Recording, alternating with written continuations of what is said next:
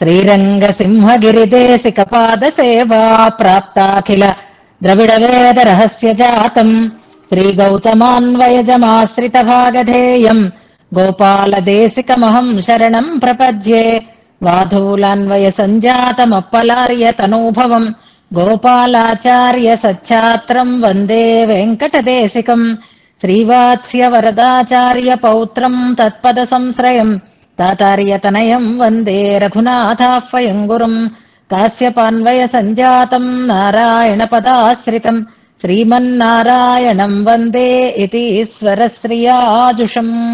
సద్గ్రంథాధ్యయన సంగోష్ఠిని ఈనాటి వ్యాసంగానికి సాదరంగా ఆహ్వానిస్తూ కలిసి ప్రార్థన చేసుకుందాం. ప్రణామం లక్ష్మణముని ప్రతిగృహ్ణాతు మామకం ప్రసాదయతి యత్సూక్తి స్వాధీనపతికాం శృతిం అనుకల్పభూతమురజిత్పదం సతాం అజహత్రివర్గమపవర్గ వైభవం చలచిత్తవృత్తి వినివర్తన ఔషధం శరణం యతీంద్రచరణం వృణీమహే. శ్రీవత్సచిహ్నమిశ్రేభ్యో నమ ఉక్తిమధీమహే యదుక్తయస్త్రయీ కంఠే యాంతి మంగళసూత్రతాం శ్రీయామునార్యపద పంకజ సక్తచిత్తే శ్రీమత్పరాంకుశ గురూత్తమలబ్ధ విద్యే శ్రీలక్ష్మణే మునివరేర్పిత సర్వభావం శ్రీవత్సచిహ్న గురుమన్వహమాశ్రయామి. జయతు జయతు దేవః కేశవః క్లేశహారీ జయతు జయతు నాథో భాష్యకారో యతీనాం జయతు జయతు నిత్యం కూరనాథో మహాత్మా జయతు జయతు భవ్యా భారతీ తస్య దివ్యా. శ్రీమల్లక్ష్మణయోగినో నియమనం మూర్ధ్నా దధత్సాదరం శ్రీవత్సాంక గురుత్తమో గుణనిధిర్దేవాతిరాజస్తవం దివ్యం యం విరచయ్య దృష్టిమతులాం లేభే స ఏషస్తవో జిహ్వాగ్రే మమ దోషగంధ విధురో నిత్యం సముజృంభతాం హతావజ్యా హృద్యా గుణగణ సమృద్ధా సుమధురా గభీరా సౌహార్దం మనసి విదధానా విజయతే యదీయా స్త్రీ సూక్తి సకలు భగవాన్ భద్రచరితో గురు శ్రీవత్సాంకో నివసతు మదీయే హృది సదా. ఈరోజు గోష్ఠికి స్వాగత వచనాలని తెలియజేస్తూ నిన్నటి పాఠ్యాంశాన్ని చక్కగా మననం చేసి మన ముందు ఉంచినటువంటి గీత గారిని మనసారా అభినందిస్తున్నాను. ఆమె ఆల్రౌండర్, ఏ రకమైనటువంటి కైంకర్యమైనా విడిచిపెట్టుకోకుండా ఉండాలనేటటువంటి శ్రద్ధ కలిగినటువంటి వ్యక్తి. భగవంతుడు మనకిచ్చిన ఏ శక్తి అయినా దాన్ని సద్వినియోగం చేయాలి, సత్కార్యాలకు వినియోగం చేసుకోవాలి అనేటటువంటి ఆమెకు ఉండేటటువంటి శ్రద్ధ ఈ మనన కైంకర్య రూపంగా కూడా మనకి అందుతోంది. ఆ రకంగా కూడా ఆమెకు ఉండేటటువంటి ఆ శ్రద్ధని ఆమె వినియోగించుకోవటం అనేది అభినందనీయం. వినయము, సంస్కారము, కైంకర్య ఆసక్తి, పెద్దల పట్ల గౌరవము, ఆదరము ఇవి భగవద్దత్తమైనటువంటి సౌభాగ్యాలు వారికి. అలాంటి ఆమె ఈ చెప్పినటువంటి విధానం కూడా చాలా వరకు కవర్ చేసుకోవడానికే ప్రయత్నం చేశారు. నేను ఒక నిమిషం లేట్గా జాయిన్ అయినాను, అందుకని ఒక నిమిషం ఆమెకు ఎక్స్ట్రాగా కూడా వచ్చింది. ఎందుకు అనంటే ఆమె చెప్తున్న తీరులో అది త్వరలోనే ముగిసిపోతుంది, ఆ స్థితిలోనే ఆమె కూర్చుకున్నారు అనేది అర్థమైపోయింది. కాబట్టి శ్లోకం అర్థం చెప్పారు, ఇంకా ఆ చివరి వివరాలు చెప్పకుండా ఉండలేక చెప్తున్నారు, కానీ ఆపకుండా ఉండలేక ఆపాను. నేను కూరత్తాళ్వాన్ వైభవాన్ని మనం చివరిలో చెప్పుకున్నాం, చెప్పకుండా ఉండలేక చెప్పారు, కానీ ఆపకుండా ఉండలేక ఆపాను. అన్యథా భావించవద్దు, ఎందుకంటే మనం మళ్ళీ 2 శ్లోకాలు చదువుకోవాలి కనుక. కానీ కూర్చుకున్నదంతా ఎక్సలెంట్ గా ఉంది. ఒక్క చిన్న చోట శ్లోకానుసంధానం బాగుంది, విషయ గ్రహణం బాగుంది, విషయ వివరణం బాగుంది, అంతా చాలా బాగుంది. అయితే శ్రీరంగంలో జియ్యర్లు అన్నారు, అక్కడ కొంచెం మనకు సాధారణంగా జియ్యర్ అంటే శ్రీరంగం అన్నదే గుర్తొస్తుంది. ఇది జరుగుతున్నది ఈ వరదరాజస్తవం కాంచీపురంలో. ప్రతి దివ్య క్షేత్రంలో కూడా అక్కడ స్థానికంగా జియ్యర్లు ఉంటారు. ఈ కాలక్షేపం జరుగుతున్నప్పుడు దీన్ని చెప్తున్నప్పుడు అక్కడ ఉండేటటువంటి జియ్యర్ స్వామి వారు అని, శ్రీరంగం కాదు కాంచీపురం అని అనుకుంటే మనకి నంజియ్యరు ఇలా అనేసరికి శ్రీరంగమే గుర్తొస్తుంది కాబట్టి అలా అనుకుంటాం. ఇక్కడ అసలు నిజానికి వ్యాఖ్యానాల్లో జియ్యర్ అనే అంటున్నారు.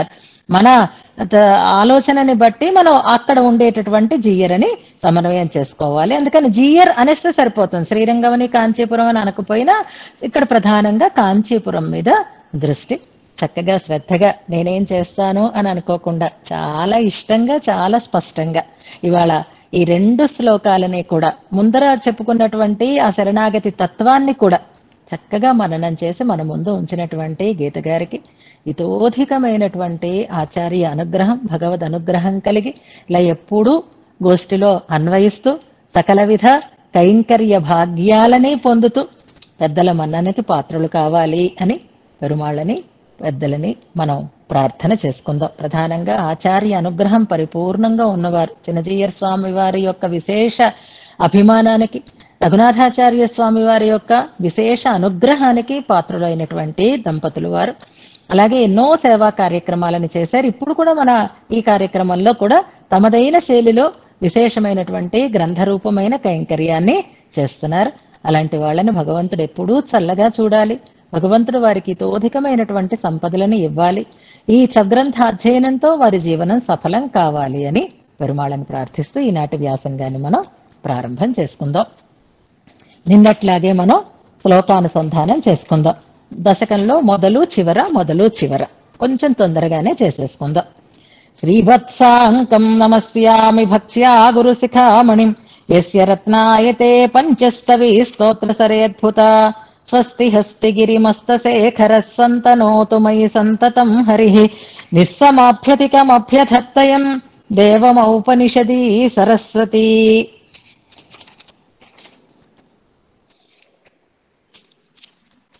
పదవ శ్లోకం. సంవదేత కిల యత్ప్రమాంతరైస్తత్ప్రమాణమితి ఏహి మే నిరే తన్మతేపి బతమానతంగతా హస్తినాజ్య పరవస్తు నిత్రయే గుణాయత్తం లోకే గుణిషుహిమతం మంగళపదం విపర్యస్తం హస్తి క్షితిధరపతే తత్వయి పునః గుణాః సత్యజ్ఞాన ప్రభృతయౌ తత్వద్గతతయా సుభీభూయం యాతా ఇతి నిర్ణయిష్మ శృతివశాత్. 20. అనన్యాధీనత్వం తవ కిల జగుర్వైదిక గిరః పరాధీనం త్వాం తు ప్రణత పరతంత్రం మనుమహే ఉపాలంభోయంభోః శ్రయతి బత సార్వజ్ఞమపి తే యతో దోషం భక్తేష్విహ వరద నైవా కలయసి పాణిపాదవదనే క్షణశబ్దైః అంబుజాన్యపది సన్వరదత్వం బాహుభిస్త్వతి విశాలతమాలానాంజనం కరిగిరేరసి. శృంగం. 30. అంజనక్షితిభృతో యది నామోపచ్యకావరద హేమమయీ స్యాత్ తాదృశీ తవ విభాతి తు లక్ష్మీరాంబరీబత విడంబిత విద్యుత్ పరభాగమియాద్రవేస్తమిశ్రా వరదాజ్యత్వైతన్నిశామయామః గమితా తవ వక్త్ర చిత్రభానోః పరభాగన్నను కౌంతలీతమిశ్రా. 40. ముఖమున్న సమాయతాక్షముద్యత్స్మితదంతం రుచిరాధరం నతభ్రో లసదం స విలంబి కర్ణపాసం మైతే నిశ్చలమస్తు హస్తినాథ. పద్మాయాః ప్రణయరసాత్ సమాసజంత్యాః స్వం బాహుం సుబహుమతో భుజేన తేన కాన్నామన్వభవదహో దశాం తదాత్వే కంఠస్థే కరిగిరినాథ కంబుకాంతః. 50. సౌందర్యామృతరసవాహవేగజస్యాత్ ఆవర్తస్తవ కిల పద్మనాభనాభిః తత్పద్మం వరద విభాతి కాంతిమయ్యాః లక్ష్మ్యాస్తే సకల వపుర్జుషోను సద్మా. యా దామోదర ఇతి నామదాతవాసీత్ తా దామా కిల కిణకారిణీ బభూవ తన్నూనం వరద వళిత్రయచ్చలేన త్వన్మధ్య ప్రథమ విభూషణీ బభూవ. 60. పద్యాస్వద్యాంగుళిషు వరద ప్రాంతతః కాంతి సింధోః వీచీ వీధీ విభవముభయీష్వంభసాం లంభితాసు విందన్నిందుః ప్రతిఫలనజాం సంపదం కిం పదంతే ఛాయాచ్ఛద్మా నఖ వితతితాన్ లంభితః సుంభితః సన్ శంభోరంభోర్హముఖ సఖాసన్ సహాంకస్య శాంకః కుర్వన్ సేవాం వరద వికలో వృత్తహీనః సువక్రః త్వత్పాదాబ్జే ప్రియమఖనఖచ్ఛద్మనాశ్రిత్య నిత్యం సద్వృత్తో భూత్సతు దశగుణం పుష్కలో నిష్కళంకః. 70.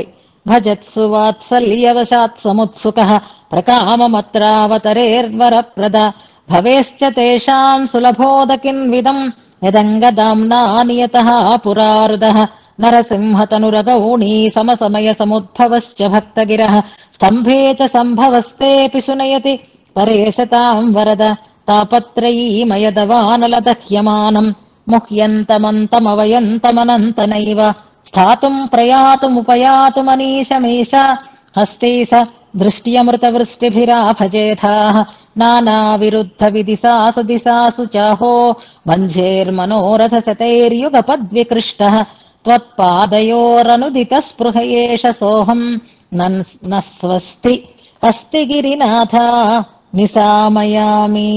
నన్వస్తి, నిన్నను అడిగారు దిద్దుకోమని చెప్పాను, దిద్దుకోని వాళ్ళు దిద్దుకోండి. నన్వస్తి అని ఉంది, నా కిందవా కాదు, సా కిందవా. హై నిర్భయోస్మి అవినయోస్మి యతస్త్వదంగ్రో లిప్సామలబ్ధవతి చేసతి దుర్వినీతే దుష్కర్మ వర్మ పరికర్మిత ఏష సోహం అగ్రే వరప్రద తవ ప్రలపామి కించిత్. ఇంతవరకు మనం అర్థంతో అనుసంధానం చేసుకున్నాం. మనం కొంచెం త్వరగానే నిన్నటి శ్లోకాల్లో మనకి ఇంతకు ముందు శ్లోకాలలో వచ్చినటువంటి కొన్ని ప్రధానమైనటువంటి పదాలు వచ్చాయి. కొత్త పదాలే ఒక్కసారి జ్ఞాపకం చేసుకుంటూ ఇవాళ మనం ముందుకి సాగిపోదాం. పరికర్మ అని ఒక పదం వచ్చింది చూడండి. దుష్కర్మ వర్మ పరికర్మిత అనే ప్రయోగంలో పరికర్మ అనే పదం వచ్చింది. పరికర్మ అంటే మనం అలంకారము అని అనుకున్నాం, అంగ సంస్కారాన్ని అంటారనమాట. అది ఎక్కడొచ్చింది అంటే నేనే చెప్తాను, గమనించుకోండి చాలు. కర్ణికా తవ కరీస కిమేష మానసస్య మమవా పరికర్మ అనేటటువంటి పదం అక్కడ మనకి ప్రయోగింపబడింది, గమనించుకుందాం. అలాగే అంతకు ముందు శ్లోకంలో ఆహో అనే పదం వచ్చింది చూడండి. నానా విరుద్ధ విదిశాసు దిశాసు, గుడ్ నెంబర్లు పెట్టండి. కానీ శ్లోకం గమనించుకోండి. పరికర్మ అంటే అలంకారము, పరిష్క్రియ అంటే కూడా అలంకారము అని అనుకున్నాం మనం. అలాగే ఆహో అని నానా విరుద్ధ విదిశాసు దిశాసు చాహో అంటే అది కూడా మనకి ఒక శ్లోకంలో వచ్చింది. ఎక్కడా అంటే ఆశ్లేషే వరద అనేటటువంటి శ్లోకం. నేను శ్లోకం చెప్పేస్తే మీరు నెంబర్ ఈజీగానే గుర్తుపెట్టుకుంటారు. 43వ శ్లోకం. అందులో మనకి బంధేవా ముదమధికాం యశోదయాహో అని ఆహో అని ప్రయోగం వచ్చింది. అయితే అహో ఆహో రెండు పదాలు మనం వింటూ ఉంటాం. అహో అంటే ఆశ్చర్యం అని మనకు స్పష్టంగా తెలుస్తుంది. ఆహో అనేటటువంటి పదం దగ్గర అసలు ఏవైనా సరే ఇలాంటి కొన్ని పదాలకి రకరకాలైన అర్థాలు వస్తూ ఉంటాయి. బత, ను, కిమ్ ఇలాంటివన్నీ మనం చెప్పుకుంటూ వచ్చాం. అక్కడ ఆ శ్లోకంలో ఆహో అని అంటే గుడ్, అథవా అనే అర్థం వస్తుంది. కాకపోతే అని పైన 2 ఆప్షన్స్ ఇచ్చి లేకపోతే ఇదా అని అడిగారు కదా. అందులో అక్కడ ఆహో అన్న చోట అథవా లేకపోతే అనే అర్థంలో వాడారు. ఇక్కడ ఆహో అనేటటువంటి పదాన్ని ఖేదంతో వాడుతున్నారు. అంటే దుఃఖం అన్నమాట. ఖేదం అంటే అయ్యో అయ్యో అయ్యో అనేటటువంటి ఒక శోకం, ఒక బాధతోటి ఆహో అనే పదాన్ని ఇక్కడ ప్రయోగిస్తున్నారు.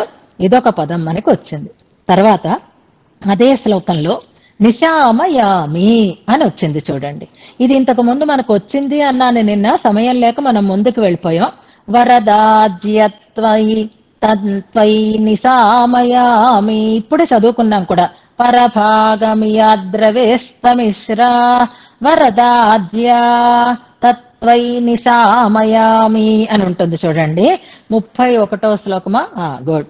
పరభాగమియాద్రవేస్తమిశ్రా అనేటటువంటి శ్లోకం దగ్గర అద్య త్వయి నిశామయామః అని ఉంటుంది చూడండి. వరదాద్య త్వయి తన్ నిశామయామః, నీ దగ్గర దాన్ని మేము చూస్తున్నాము అని అంటారు. స్వామి యొక్క తిరుముఖ మండలాన్ని అలాగే అక్కడ ఉండేటటువంటి ఆమె కేశ సౌందర్యాన్ని వర్ణించారు. నిశామయామి అని ఇక్కడ వచ్చింది, నిశామయామః అని ఇంతకు ముందు క్రియాపదం మనకి ఆ శ్లోకంలో ప్రయోగింపబడింది.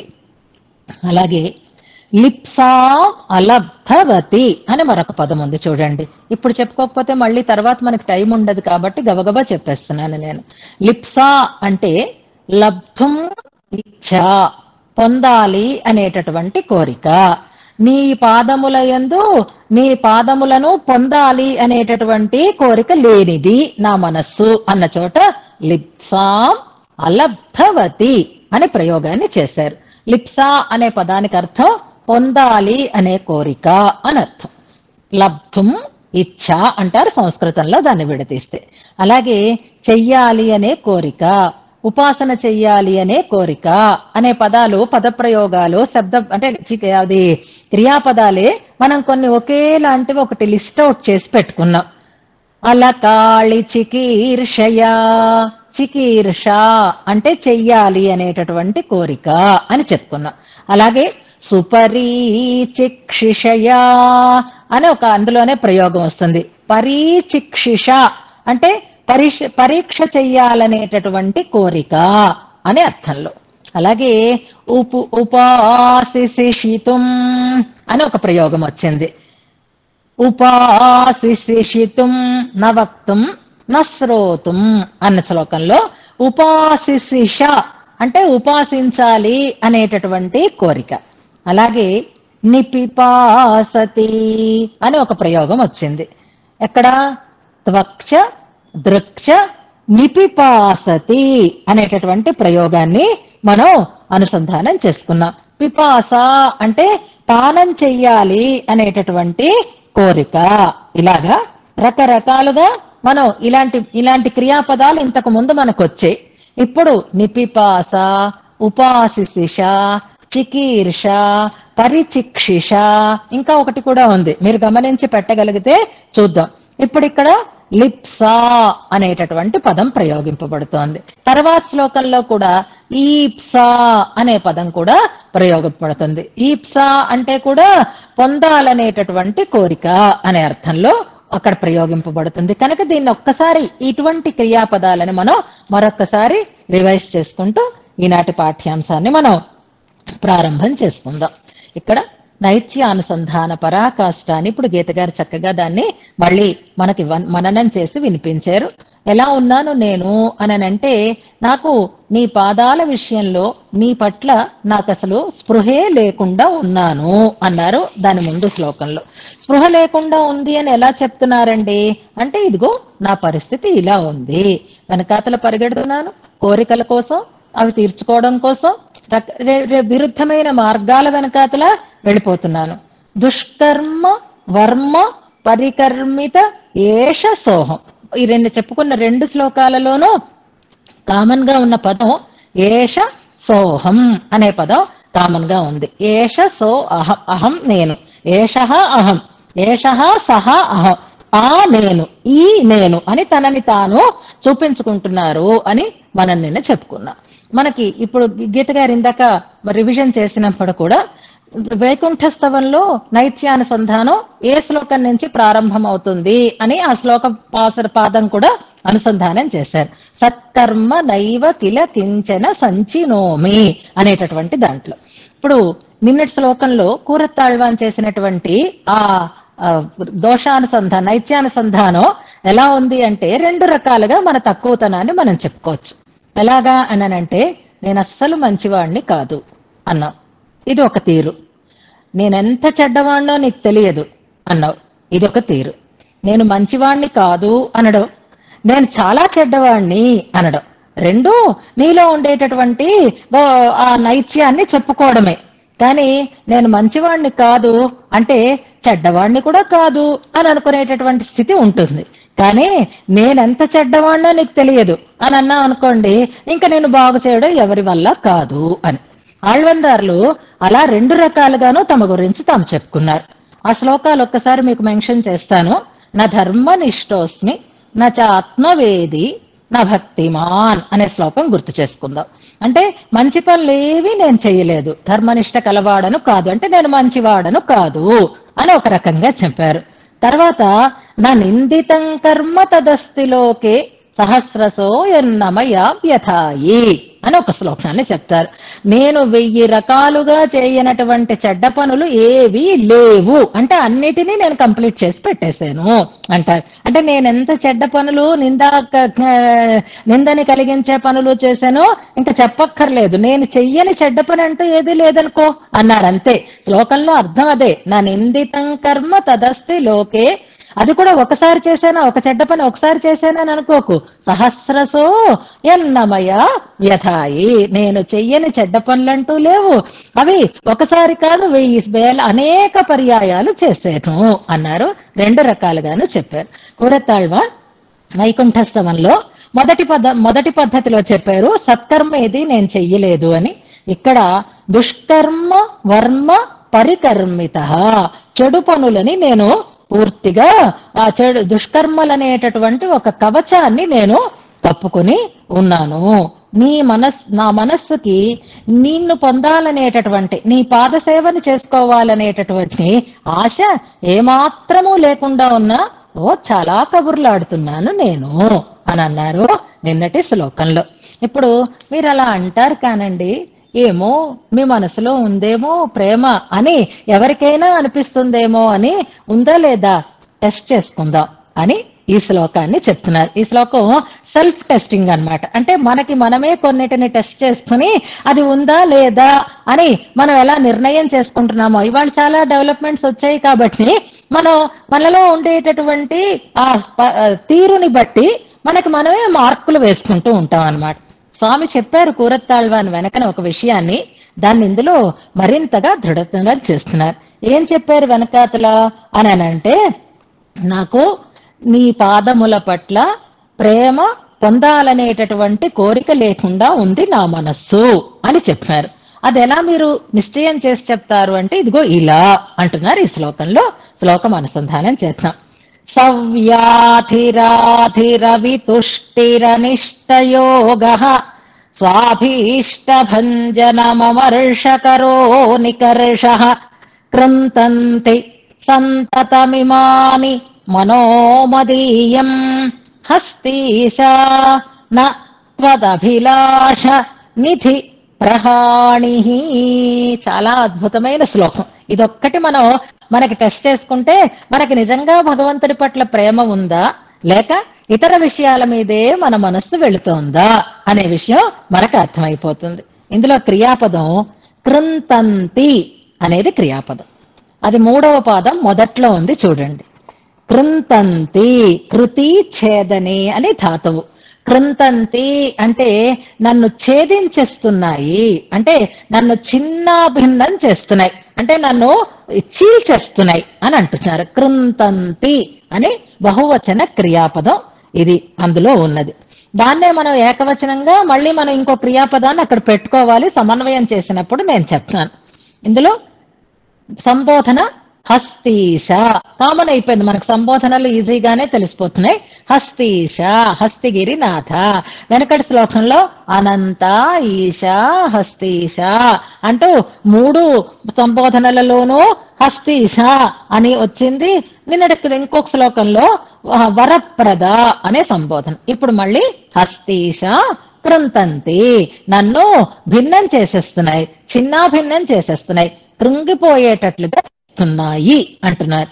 ఏవేవి అంటే ఒక లిస్ట్ చదువుతున్నారు. చాలా సులభంగా మనకి ఇవన్నీ తెలిసినవే. ఏవి ఎంత, దేని వల్ల, దేన్ని అసలు చిన్నాభిన్నం చేస్తున్నాయి అని అంటే, మనోమదీయం సంతతం కృంతంతి అని మనం సమన్వయం చేసుకోవాలి. మదీయం మనః, నా యొక్క మనస్సుని అని అర్థం.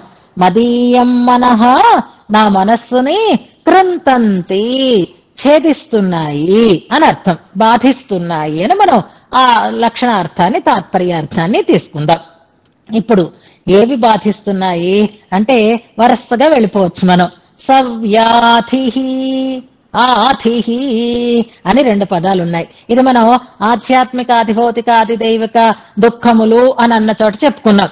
మనకి శరీరానికి సంబంధించినవి దుఃఖాలు 2 రకాలుగా ఉంటాయి అని, శారీరకమైనటువంటిదైతే వ్యాధి అంటారని, మానసికమైనది అయితే ఆధి అని చెప్పబడతా ఉంది అని అనుకున్నా. నన్ను బాధించేవి ఏవి, నాకు బాధ కలగకుండా ఉన్న స్థితి ఏది, ఇది చెప్తున్నారు కూరతాళ్వాన్. నాకు బాధ కలుగుతుంది, కృంగిపోతున్నాను, చాలా ఇబ్బంది పడుతున్నాను. నన్ను అలా బాధ పెట్టగలిగిన పవర్ కలిగినవి ఏవేవి అంటే సవ్యాధి, ఆధి. మనస్సుకి ఏమి చికాకు లేదండి, శరీరానికి మాత్రం ఏదో వ్యాధి ఉంటే పర్వాలేదు. మనస్సు దిట్టంగా ఉంది కాబట్టి శరీరం కోలుకుంటుంది, వ్యాధి పోతుంది. కానీ నాకుండేటటువంటి స్థితి సవ్యాధి ఆధి, వ్యాధితో కూడిన ఆధి. అంటే శారీరకమైనటువంటి రుగ్మత ఉంది, మానసికమైనటువంటి రుగ్మత ఉంది. దానివల్ల నా మనస్సు కృంగిపోతుంది. నా మనస్సుకి అయ్యో ఏమిటి రోగం ఇలా పట్టుకుంది, వదలకుండా ఉంది అని దాని గురించి బాధపడుతున్నాను. ఏమిటి మానసికమైన బాధ, ఎప్పుడూ ఏదో ఒక మనోక్షోభే పెడుతున్నాడు భగవంతుడు అని ఆ వ్యాధికి నా మనస్సు బాధపడుతుంది, ఆ ఆధికి నా మనస్సు బాధపడుతుంది. ఇంకా వితుష్టి, ఏదో భగవంతుడు ఇచ్చాడు, అనుభవిస్తున్నాను, బానే ఉంది. ప్రతి ఏడాది మా ఆయన నాకు ఒక డైమండ్ సెట్ కొని పడతాడు, అది ఆ ఏడాదికి నేను వాడుకుంటూ ఉంటాను, పండగల్లో ఎప్పుడో చక్కగా ఆ ఫంక్షన్ లోనో. కానీ మళ్ళీ ఏదైనా వచ్చిందనుకోండి, మా ఆయన కొనమంటే కొనరండి.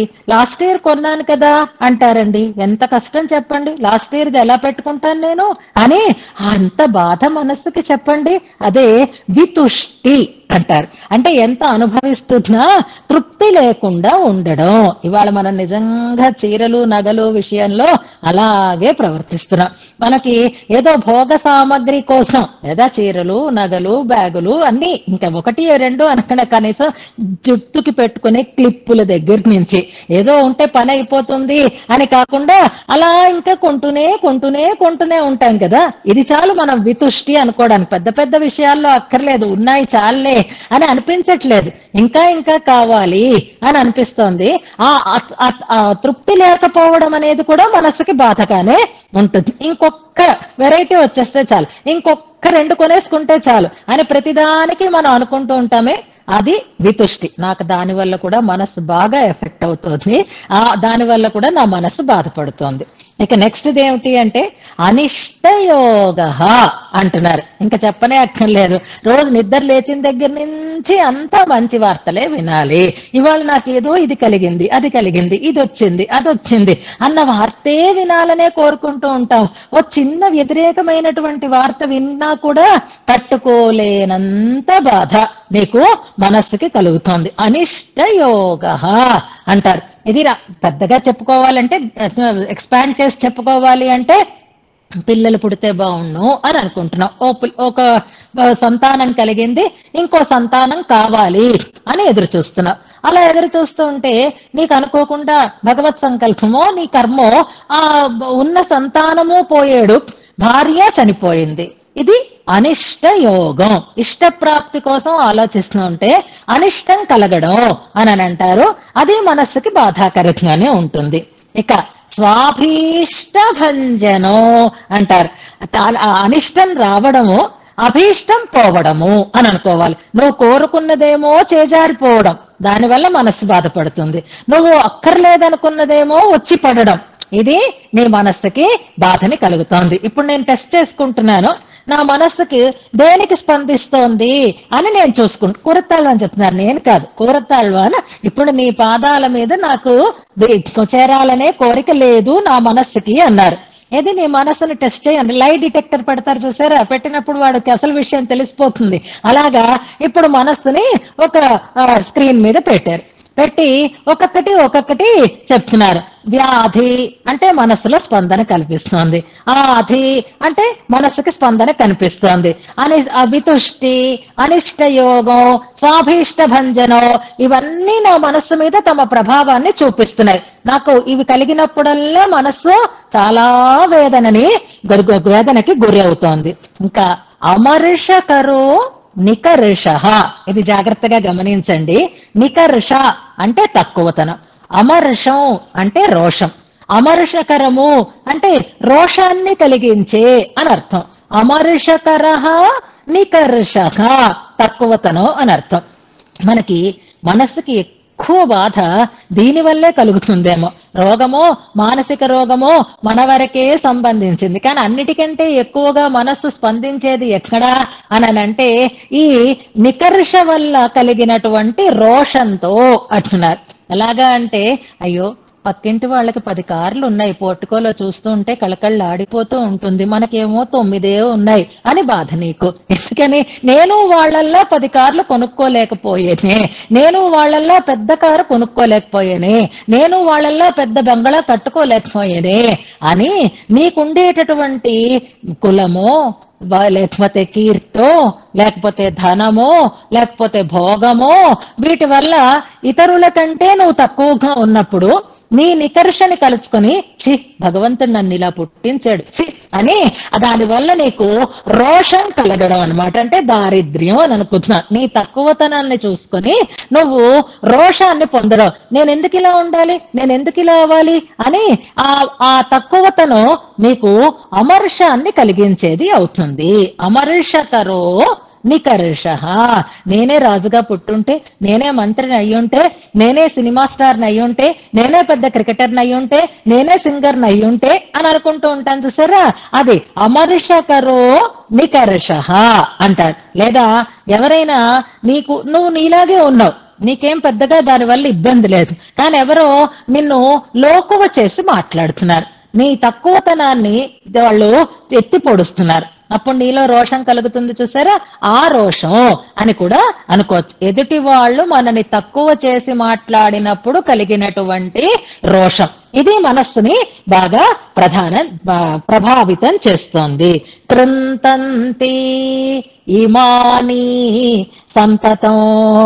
నా మనస్సు మీద ప్రభావం చూపేవి ఇవి ఎప్పుడు అంటే సంతతం, ఎప్పుడూ నా మనస్సు మీద వీటి ప్రభావం ఉంటుంది. ఇమాని ఇవి అన్నీ కూడా మదీయం మనః కృంతంతి అని చెప్తున్నారు. సరే బాగుంది, ఇంకొకటి చెప్తాను. ఇది జరిగినప్పుడు మీ మనస్సులో స్పందన ఉందా లేదా అనంటే ఏమిటది అనంటే చెప్తున్నారు. త్వదభిలాష నిధి ప్రహాణి అంటున్నారు. త్వదభిలాష అంటే నీ పట్ల నాకుండేటటువంటి కోరిక, భగవద్ విషయంలో మనకుండేటటువంటి అభిలాష అన్నమాట. ఆ అభిలాష అనేది ఒక నిధి. మనకి భగవంతుడు కావాలి అనేటటువంటి ఒక కోరికే మనకు ఒక పెద్ద నిధి. ఎందుకని అంటే తరగని నిధి అది. భగవంతుడి పట్ల మనకు ఉండేటటువంటి సుముఖత, భగవద్ విషయంలో మనకు ఉండేటటువంటి ఆ అభిలాష అనేది ఉందే, అది అనంతమైనది, ఎంత అనుభవించినా తరగకుండా ఉండేది కాబట్టి నిధి అని అంటున్నారు. మనకి నిధులు, మిగిలిన నిధులు తెలిసేమో కానీ ఇదొక పెద్ద నిధి లాంటిది. భగవద్ విషయకమైనటువంటి అభిలాష అంటే భగవత్ సుముఖత్వం, అది ఒక నిధి. ఆ నిధి తరిగిపోయిందనుకోండి, అయినా సరే నా మనస్సుకి ఏమీ అనిపించటం లేదే. ప్రహాని అంటే ప్రహాని అంటే హాని అన్నమాట. అది గొప్పదైనటువంటి హాని అని అర్థం. ఆ నిధి నాకు ఇచ్చాడు భగవంతుడు, కానీ ఆ నిధిని నేను పోగొట్టేసుకుంటున్నాను. ఆ నిధి పోగొడుతున్నప్పటికీ కూడా నా మనస్సు అస్సలు బాధపడడం లేదు, నా మనస్సు మీద దాని ప్రభావము ఏమీ కనపడడం లేదు. ఇవాళ పొద్దున్న లేచి నాకు ఎవరైనా మెసేజ్ పెట్టకపోతే చాలా బాధగా ఉంటుంది, కానీ ఉదయం లేచి నేను ప్రాతస్మరణీయం చదవకపోయినా నా మనస్సుకి ఏమీ ఇబ్బంది లేకుండా ఉంది. అయ్యో గుడ్ మార్నింగ్ అన్న మెసేజ్ రాలేదే అని మనస్సు బాధపడుతోంది తప్ప, అయ్యో ఇవాళ ప్రాతస్మరణీయం చదువుకోలేదే అంటే పోన్లే రేపు చదువుకుందాం అని అనిపిస్తోంది తప్ప, అయ్యో ఇది ఇవాళ చెయ్యలేదు అనేటటువంటి ఆ బాధ నాకు నా మనస్సుని ఏమీ స్పందింప చేయటం లేదు. ఇప్పుడు మీకు అర్థమవుతోందా, నాకు నీ పాదాల మీద భక్తి లేదు అని నా మనస్సుకి నేనే టెస్ట్ చేసి పెట్టుకున్నాను. ఇగో మనస్సా, ఇవాళ నేను దేవతార్చన చెయ్యలేదు, ఎలా ఉంది అంటే ఏం పర్వాలేదు అంటోంది. మనస్సుకి బెంగలేదు అని ఆ మనస్సు మీద భగవద్ విషయకమైనటువంటి ప్రవృత్తి లేకుండా ఉన్నప్పుడు ఏమీ ప్రభావం ఉండటం లేదుట, కృంగిపోవడం లేదుట. అయ్యో అయ్యో అని కృంగిపోతోంది మిగిలిన వాటికి అన్నింటికి. నిజంగా మన బ్రతుకులు ఇలాగే ఉన్నాయి కదా, పర్వాలేదులే అని సరిపెట్టుకోవడం లేదు, ఏదో కొంప ములిగిపోయినట్టు మిగిలిన వాటికి అన్నిటి కోసం వెంపర్లాడుతున్నాం. కానీ మనం నిజంగా గొప్ప సంపన్నులం. ఆ సంపన్నుడైనటువంటి వాడు మన దగ్గరే నిధి ఉంది, కిందని ఒక మంచి నిధిని దాచిపెట్టి దాన్ని కప్పి అది మన కోసమే ఉంచితే తెలియక అదే నిధి ఉన్న చోట పూరి గుడిసె వేసుకుని బ్రతుకుతూ ఉండేటటువంటి వ్యక్తులని చూస్తే ఎంత జాలిగా ఉంటుందో, భగవంతుడికి కూడా మనని చూసి భగవద్ విముఖులమై భగవంతుడి పట్ల ప్రేమ లేకుండా బ్రతికేస్తూ ఉంటే అంత జాలిగానే ఉంటుంది. ఆ లోపల పెట్టిన నిధి మన హృదయంలో ఉండేటటువంటి భగవంతుడు. ఆయన పట్ల మనకి ఇష్టం కలగాలి, అది నిధిగా మనం అపురూపంగా దాన్ని అనుభవించాలనేటటువంటి ఆదరాన్ని కలిగి ఉండాలి. కానీ నాకు అలాంటి ఆదరమే కలగడం లేదు. ఆ నిధి వెళ్ళిపోతున్నప్పటికీ కూడా అది నాకు ఏమీ బాధని కలిగించటం లేదు అంటున్నారు. త్వదభిలాష నిధి ప్రహాణి. ప్రహాణి అనే పదం ఇప్పుడు కొత్తగా వస్తుంది. ప్రహాణి అంటే ఇక్కడ హాని అంటే హాని అని అనుకుందాం. హాని అంటే లేకుండా అయిపోవడం. ప్ర అనేది ఉపసర్గ, ప్రహాణి అంటే గొప్పదైనటువంటి హాని అని అర్థం అన్నమాట. ప్రకృష్టమైన హాని అని అర్థం. అతి విలువైన వస్తువు చేజేతులో పోతున్నప్పటికీ కూడా ఏమీ స్పందించకుండా ఉండేటటువంటి స్థితి ఎవరికైతే ఉంటుందో వాళ్ళ దౌర్భాగ్యము అలాంటిది అని అంటారు. వాళ్ళ కాలంలో నిజంగా పిల్లలు అలాగే ఉన్నారు. అంటే మంచి కుటుంబాల గురించి నేను అనటం లేదు. తల్లిదండ్రుల తర్వాత తల్లిదండ్రులకు సంబంధించిన వాటిని అన్నింటినీ పంచుకోవటానికి సిద్ధపడుతున్నాం. కానీ వాళ్ళు ఆరాధించేటటువంటి దైవాన్ని మాత్రం తీసుకోవటానికి నువ్వే తీసుకో అంటే నువ్వే తీసుకో, నేను చెయ్యలేను, నాకు తెలియదు అని ఎలాగైతే వదిలేసుకుంటున్నారో ఎవరు చేస్తారండి? ఎవరు చదువుతారు? అంతే అక్కర్లేదు, మంచి పుస్తకాలు ఉన్నాయి, భగవద్ విషయ కోశాలే ఉన్నాయి అనుకోండి మన దగ్గర, అదొక నిధి. ఆ నిధి ఇంకెందుకండి మనకి, దీనివల్ల మనకేం ప్రయోజనం అండి, ఎందుకండి జాగా ఆక్రమిస్తోంది అని తీసుకెళ్లి ఎవరికో ఇచ్చేయడమో ఎక్కడో పెట్టేయడమో, ఇది ప్రకృష్ట హాని, ప్రహాణి అంటారు. ఎవరెవరైనా చేజేతులా తీసుకుని వెళ్ళి మీ దగ్గర ఉండే విలువైన వస్తువులని వీధి పాలు చేస్తారా? కానీ వాళ్ళ పుస్తకాల విషయంలో, దేవముడి విషయంలో, అలాగే విలువైనటువంటి వస్తువుల విషయంలో మనం పోతే పోయి, ఇప్పుడు వాటికి వాటి వల్ల ఏం ప్రయోజనం లేదు అని విడిచిపెట్టుకుంటున్నామో, అది పోయిస్తనేటటువంటి బాధ కూడా లేకుండా ఉంటున్నాం. మనస్సు మీద దాని ప్రభావం మనకి ఏమీ పడడం లేదు. అమ్మయ్య పుస్తకాలు వెళ్ళిపోయా, జాగా అయింది, హాయిగా మనకు కావలసినవన్నీ సర్దుకోవచ్చు అని అనుకునేటటువంటి స్థితి వస్తోంది మన మనస్సుకి. ఇది నా మనస్సుకు ఉండేటటువంటి సంస్కారమయ్యా. నా మనస్సు వీటన్నిటికీ బాధపడుతుంది, ఇవన్నీ నా మనస్సు మీద ప్రభావం చూపిస్తున్నాయి. కృంతంతి అంటున్నారు, అంటే వాటిని నా మనస్సుని కృంగిపోయేటట్లుగా చేస్తున్నాయి. ఈ ఆధి కాని, వ్యాధి కాని, అసంతృప్తి కాని, అనిష్టయోగము కాని, అభీష్టం లభించకపోవటం వల్ల కానీ, లేదా ఎవరి వల్లైనా అవమానం కలిగితే వచ్చినటువంటి రోషం వల్ల కానీ నా మనస్సు కృంగిపోతోంది. కానీ త్వదభిలాష నిధి ప్రహాణి, నీ పట్ల నీ విషయంలో ఉండేటటువంటి అభిలాష అనే నిధి, నీ విషయంలో ఉండవలసినటువంటి కోరిక అనేటటువంటి నిధి నష్టమైపోతే, అంటే లేకుండా పోతే, నీ పాదాల పట్ల నాకు అసలు ఆశే లేకుండా పోతే నా మనస్సుకి చీమ కుట్టినట్టుగా కూడా లేదు. మదీయం మనః న కృంతతి అంటారు. కృంతంతి అని అక్కడ సముదాయంగా బహువచనాన్ని చెప్పారు, ఇక్కడ కృంతతి అని మనం ఇంకొక దాన్ని తెచ్చుకోవాలి. కృంతతి అంటే నా మనస్సుని కృంగదీయటం లేదు, ఛేదనం చెయ్యటం లేదు అంటున్నారు. అంటే ఇప్పుడు నా మనస్సుకి నీ విషయంలో ఏ రకమైనటువంటి ఆశ లేకుండా ఉంది అని ఇందులో కూరత్నాళ్ళు అని చెప్తున్నారు. దీన్ని బట్టే అర్థమవుతోంది కదా నేను చెప్పిన మాట. నా మనస్సుని అడిగి చూశాను, నా మనస్సుకి దీనివల్ల ఏ రకమైనటువంటి బాధ కలగడం లేదంటే నీ విషయంలో నాకు స్పృహ లేదన్నమాట అనే దాన్ని ఈ రకంగా తాము నిశ్చయం చేసి చెప్తున్నారు. ఇందులో ఇంకా చాలా విషయాలు ఉన్నాయి, కానీ ప్రస్తుతానికి మనకు ఇప్పుడు దీన్ని బట్టి భగవద్ విషయంలో అభిలాష ఉండాలి అనేది మనకి కూరత్తాళ్వాన్ చెప్తున్నట్లుగా అనిపిస్తుంది. కానీ కొంచెం మనం చెప్పుకోవాలి అంటే భగవంతుడిని మనం కోరడం కూడా తప్పే అని అంటారు. అందుకే మనకి శరణాగతి చేసిన తరువాత రామానుజుల వారు క్షమస్వ క్షమస్వ క్షమస్వ అని ప్రార్థనని చేస్తారు. ఎందుకని మంచి పని చేసి నన్ను క్షమించు నన్ను క్షమించు అని ఎందుకంటారు అన్నిసార్లు? అందులో 3-4 చూర్ణికలు మనకు వస్తాయి. శరణాగతి గద్య చెప్పుకున్నప్పుడు మనం చెప్పుకున్నాం, భగవంతుడి పట్ల ప్రేమ ఉంటేనే కదా మనం భగవంతుడి పాదాలు చేరతాం, శరణాగతి చేస్తాం. ఆ శరణాగతి అభిలాష నిధే శరణాగతి అని మనం అనుకుంటున్నాం.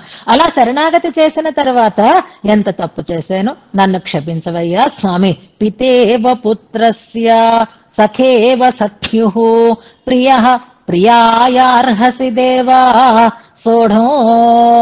తండ్రి పిల్లడు చేసిన తప్పుని, స్నేహితుడు తన స్నేహితుని తప్పుని, భార్య చేసిన తప్పుని భర్త అంటూ అక్కడ చాలా రకాలైనటువంటి వీటితోటి మళ్ళీ క్షమాపణని కోరతారు మనకి రామానుజుల వారు. ఇందులో సంప్రదాయ భేదం కూడా ఉంది. భగవద్విషయకమైనటువంటి అభిలాష ఉండదగినదే అని ఒక నిశ్చయం ఉంటే ఎందుకు రామానుజుల వారు ఇలాగా ప్రార్థన చేసి మళ్ళీ క్షమాపణని కోరేరు అంటే దాంట్లో ఆంతర్యాన్ని తెలుసుకోండి అంటారు. మనం భగవద్విషయకమైనటువంటి అభిలాష కలిగి ఉండడం ఎలాంటిదిట అంటే, నిన్న మనం ఎగ్జాంపుల్స్ చెప్పుకున్నామే, ఒక కుక్కకి పురోడాసం తినాలి అనేటటువంటి కోరిక కలిగి ఉండడం, నాకు నిన్ను పొందాలి అనేటటువంటి కోరిక ఉండడం. మనం ఎలాంటి వాళ్ళము, పరమాత్మ ఎలాంటి వాడు అంటే ఎందుకు సిగ్గుపడాలి, ఎందుకు క్షమాపణ వేడాలి అని అంటే, ఒక చక్రవర్తి గారి భార్య, ఆయన సకలలోక చక్రవర్తి, సార్వభౌముడు ఆయన. ఆయనకి పట్టమహిషిగా ఉండేటటువంటి ఒక ఆవిడ తన అజ్ఞానమో లేకపోతే ఆ రకమైనటువంటి లాలసో కామంతోటో ఆ చక్రవర్తిని విడిచిపెట్టేసి ఇష్టం వచ్చినట్లుగా తిరిగింది, ఇష్టం వచ్చిన వారితో తిరిగింది, రకరకాలైనటువంటి చెడు ప్రవృత్తులనన్నింటినీ పొందింది. అలా ఆవిడ వయస్సు గడిచిపోయింది. ఇప్పుడు ఆవిడ్ని చేరదీసే వాళ్ళు ఎవ్వరూ లేరు. ఆవిడకి ఆకర్షించేటటువంటి వైభవము ఆవిడలో లేదు. ఇష్టం వచ్చినట్లుగా తిరిగి, ఇష్టం వచ్చిన వాడితో తిరిగి మొత్తం జీవితం అంతా గడిపి, ఇప్పుడు శక్తి లేని సమయంలో ఆ రాజుగారి దగ్గరికే వచ్చి, రాజా నేను నీ భార్యని కదా, నన్ను స్వీకరించు అని నిండు సభలో ప్రార్థించేది. ప్రార్థించొచ్చా, ప్రార్థించకూడదా? ఈ సన్నివేశం ఎలా అనిపిస్తుంది చూసిన వాళ్ళకి అంటే, అలా అడుగుతూ ఉండేటటువంటి ఆ రాజుగారి భార్యని చూసి, ఛీ ఇవిడికి సిగ్గు లేదా, ఇవిడికి అసలు భయం లేదా, అలా అడిగితే ఆ రాజుగారు దండన విధిస్తారన్నటువంటి భయం కూడా లేదా, కావాలని ఆయన వదిలేసి వెళ్ళిపోయింది, అడ్డమైన తిరుగుళ్ళు తిరిగి వచ్చింది, ఇప్పుడు వచ్చి మళ్ళీ రాజా నేను నీ భార్యనే కదా నన్ను స్వీకరించు అంటోంది, సిగ్గు భయం అక్కర్లేదా అని అనిపిస్తుంది కదా ఎవరికైనా సరే. అనిపిస్తుందా, అనిపించదా? మనం కూడా అలాగే చేస్తున్నాం. మనం కూడా పరమాత్మ దగ్గర శరణాగతి చేస్తున్నాము అంటే మనం ఆయనకి చెందిన వాళ్ళమే. నవవిధ సంబంధాలలో భర్తృభార్య సంబంధం కూడా ఉంది, కానీ ఆయనని వదిలేసి మిగిలినవన్నీ కావాలనుకుని వెళ్తున్నాం. ఇప్పుడు చేతకాని వాళ్ళమైనాం.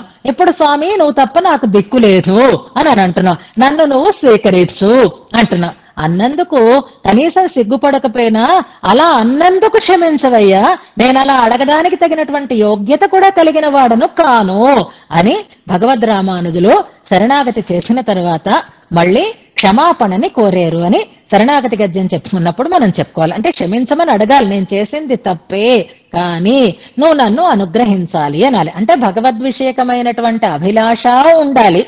ఆ అభిలాషతో స్వామిని శరణాగతి చేసి, అయ్యో నేను ఇంత నిర్లజ్జగా నిన్ను శరణాగతి చేస్తున్నాను, నన్ను క్షమించు అని కూడా ప్రార్థించాలి. కనుక ఈ శ్లోకాన్ని బట్టి అభిలాష ఉండాలి అనే దాన్ని కూరత్తాళ్వాన్ చెప్పిన భగవద్ రామానుజులు మొదలైనటువంటి వారు ఆ అభిలాష కలిగి స్వామిని చేరి మళ్ళీ తన తప్పుని క్షమించమని కోరాలి అని చెప్తారని వివరంగా రాస్తారు. ఇందులో నా మనస్సు దుర్వినీతమై ఉంది అనడానికి ఇదే నిదర్శనం అంటున్నారు. ఒక్క నీ విషయంలో కోరిక తీరకపోతే అంటే కోరిక పోయినా నాకేమీ అనిపించటం లేదు అని తమ నైత్య అనుసంధానం చేస్తున్నారు. ఇందులో శ్లోకాన్ని చదువుతాను, వినండి.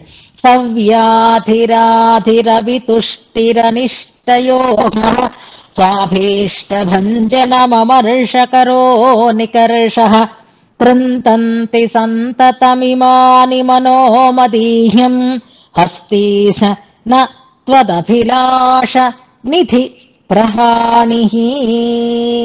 నాకు అసలు అలాంటి వేదనే కలగడం లేదు అని అంటారు.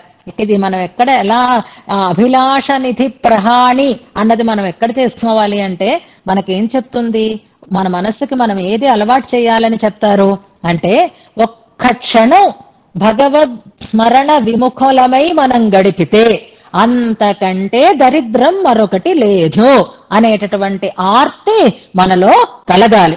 అలా కలిగిన నాడు మనం భగవద్విషయకమైనటువంటి అభిలాష కలిగిన వారము అని అనిపిస్తుంది. మనలో అవి తప్ప మిగిలినదంతా కలుగుతూ ఉంది అంటేనే మన మనసుకి సరి అయిన శిక్షణ లేదు అని అనిపిస్తుంది. ఆళ్వార్లు అలా కాదు కదా, ఆళ్వార్లు బాధపడుతున్నారు. ఏమని అంటే, అయ్యో స్వామి, ఇంతవరకు నిన్ను నేను చేరలేకపోయినాను, పഴുదే పల పగలు పోయినా అని నేను అഴുదే అంటారు. ఏడుస్తున్నానయ్యా, ఇన్నాళ్ళు ఈ సమయం వ్యర్థంగా గడిచిపోయింది అని ఏడుస్తున్నాను అని ఆళ్వార్లు అంటారు.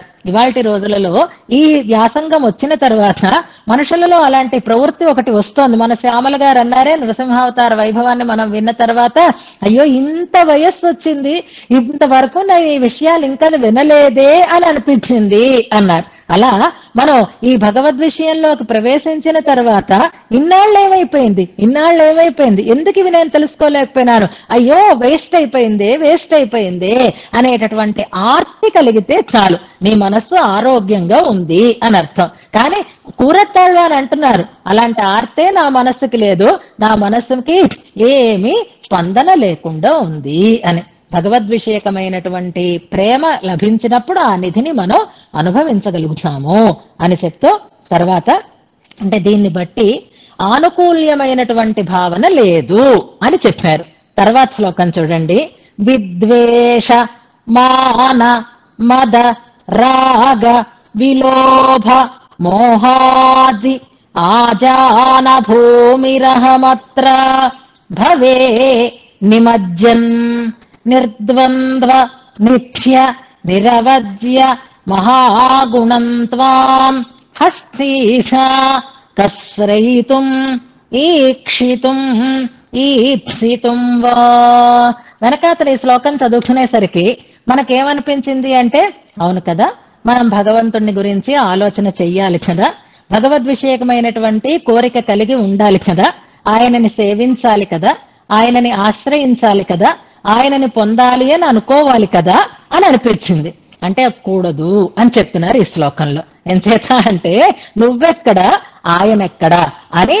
అసలు అలా నేను అన్నాను, నా మనస్సులో నీ విషయం మీద ప్రేమ లేదని అన్నాను, కానీ నేనెవడినయ్యా అసలు నిన్ను పొందడానికి కానీ నిన్ను ధ్యానించడానికి కానీ నేనెక్కడా, నక్కెక్కడా, నాగలోకం ఎక్కడా అని అంటారు. నాగ కాదు, నాకలోకం ఎక్కడా అంటారు. నక్కకెక్కడా, నాకలోకం ఎక్కడా అన్నట్లుగా ఆ భగవంతుణ్ణి పొందడానికి నేనెవడిని కనుక అంటే నేనెవడిని అనే దాన్ని ఇందులో చెప్తున్నారు. ఇందులో క్రియాపదం అవాంతర క్రియ ఉంది.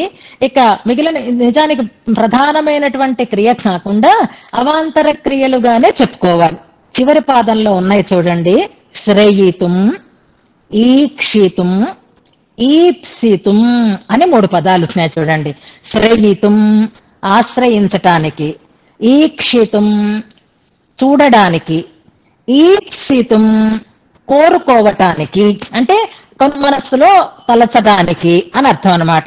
ఆశ్రయితుం ఆశ్రయించటం, ఈక్షితుం చూడడం, ఈప్స అంటే కోరిక, పొందాలనేటటువంటి కోరికని కలిగి ఉండడం, ఇది మానసమైనటువంటిది అనమాట, కావాలి అని అనుకోవడానికి.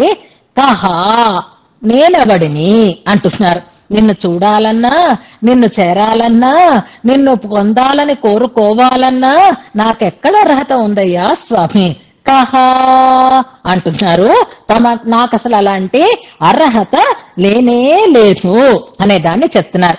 ఎంచేత లేదు అనంటే నాలో మంచి లక్షణాలు లేకపోవడమే కాదు, నా మనస్సు చాలా చెడ్డమైనటువంటి గుణాలతో కూడి ఉంది అని అంటున్నారు. ఇందులో ఈప్సితుం వా అని ఒక పదం ఉంది చూసారా.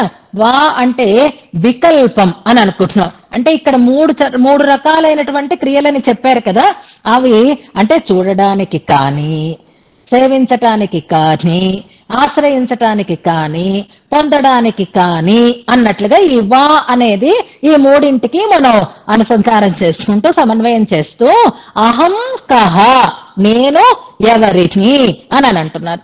ఏమండి అలా అంటున్నారు? మీరేం చేస్తున్నారు అంటే చాలా బిజీగా ఉన్నాను, నాకు అసలు ఒక్క క్షణం కూడా తీర్పాటు లేకుండా నేనున్నాను, మునిగిపోతున్నాను. నేను ఎక్కడా ఎందులో మునిగిపోతున్నాను అంటే చెప్తున్నారు భవే నిమజ్జన్. ఈ నిమజ్జన్ అనేది కూడా ఒక క్రియాపదమే, గుర్తించండి. నిమజ్జనం, వినాయక నిమజ్జనం వింటూ ఉంటాం కదా. నిమజ్జనం అంటే పూర్తిగా లోపలికి మునిగిపోవటం అని అర్థం. ఎందులో మునిగిపోతున్నానంటున్నారు? భవే, భవము అంటే సంసారము, భవే నిమజ్జన్, సంసారంలో నేను మునిగిపోతున్నాను. అలా నేను నిన్ను చూడడానికి, నిన్ను చేరడానికి అనడానికి నిన్ను అంటూ ఆ స్వామికి కొన్ని గొప్పతనాలని చెప్తున్నారు. నిర్ద్వంద్వ నిత్య నిరవజ్య మహాగుణం త్వం. దీన్ని మనం సంబోధన పదాలుగా విడదీసుకోవచ్చు, లేక గుణాలు కలిగిన వాడు అని చెప్పుకోవచ్చు. ఇప్పుడు సంబోధన మనం చెప్పుకోలేదు కదా.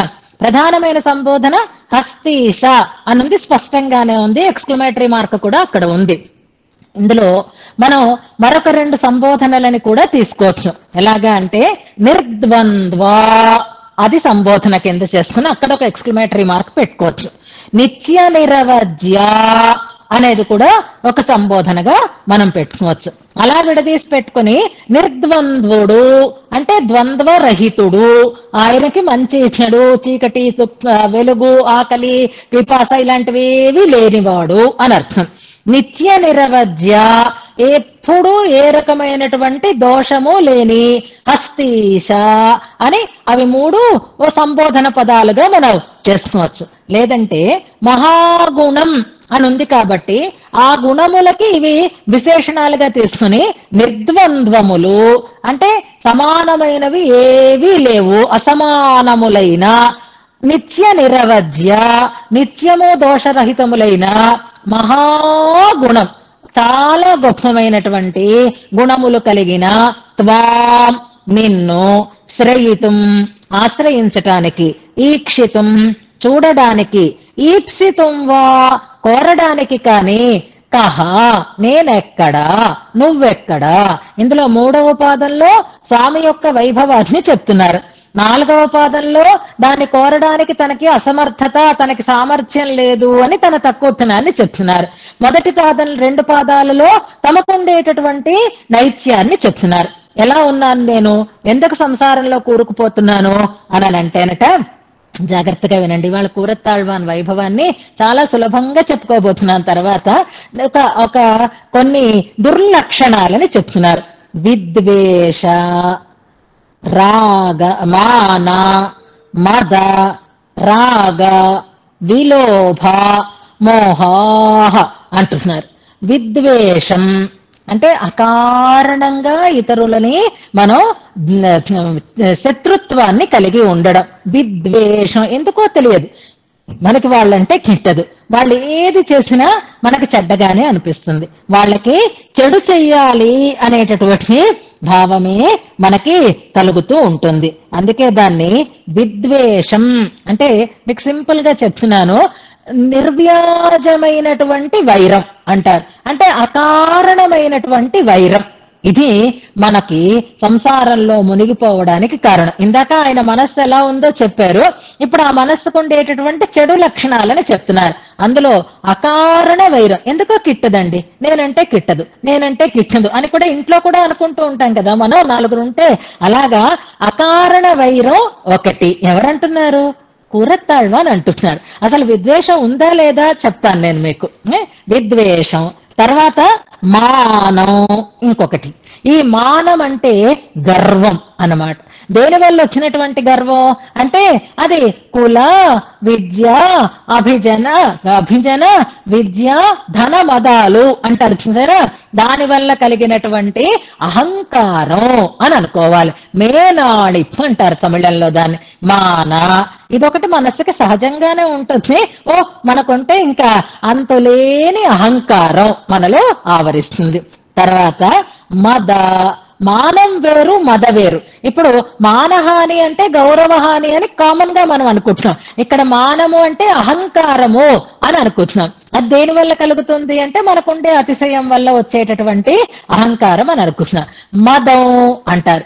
ఈ మదం దేని వల్ల ఏర్పడుతుంది మనిషికి అనంటే తనకుండేటటువంటి సంపదని అనుభవించటం వల్ల కలిగినటువంటి ఒక మానసికమైనటువంటి అతిశయం అంటారు చూసారా, అది మదం అన్నమాట. మనకేంటి, మనకెంత ఉంది, మనం ఎవరికాళ్ళు పట్టుకోవాలి అని ఎలాగైతే అక్కర్లేని ఒక మదంతో వాళ్లే నా కాళ్ళ దగ్గరికి రావాలి అన్నట్లుగా ఉంటాను చూసారా, మన దగ్గర వాడు ఎందుకు పనికొస్తాడు అని మన ఆస్తిని చూసో మన వైభవాన్ని చూసో మనం గర్వించి ఉండేటటువంటి స్థితి ఉంటుంది చూసారా, అది మదం అని అంటారు. నిర్వ్యాజమైన వైరం విద్వేషమైతే ఆభిజాత్యం మొదలైన వాటి వల్ల కలిగినటువంటి అహంకారం మానమైతే విషయ లాభ సంభూత చిత్త వికారో మదః.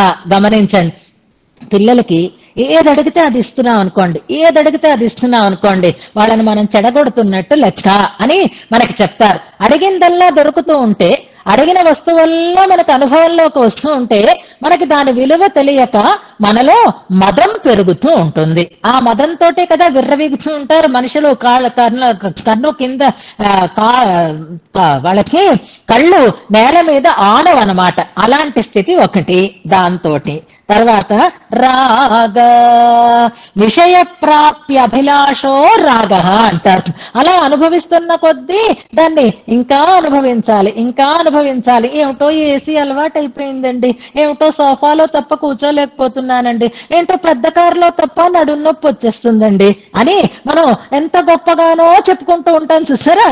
ఇది దేని వల్ల అంటే రాగం అంటారు. అనుభవిస్తున్న కొద్దీ దాని మీద ఇంకా కావాలనేటటువంటి అభిలాష రాగం అనిపించుకుంటుంది. ఇక లోభం, భగవంతుడేదో మనకి ఇచ్చాడు, తరతరాలకి తరగనంతగా ఇచ్చాడు, అద్భుతంగా మనం దాన్ని పొందుతున్నాం, అనుభవిస్తున్నాం. కానీ మనకి ఎలా ఉంటుంది స్థితి అంటే లోభం.